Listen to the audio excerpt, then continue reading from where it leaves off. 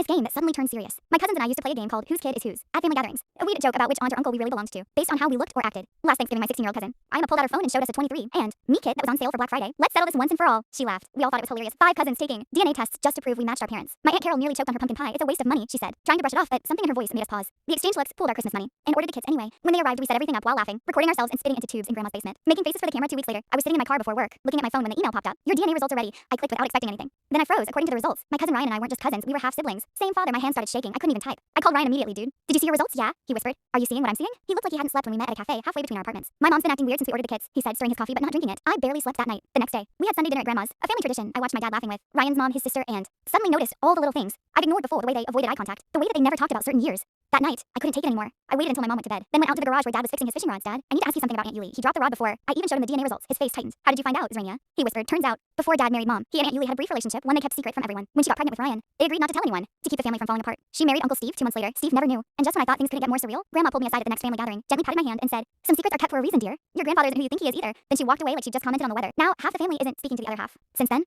3 more DNA secrets have come out. And that silly game we used to play as kids, turns out it wasn't so funny after all. But at least now I understand why I've always felt so close to Ryan.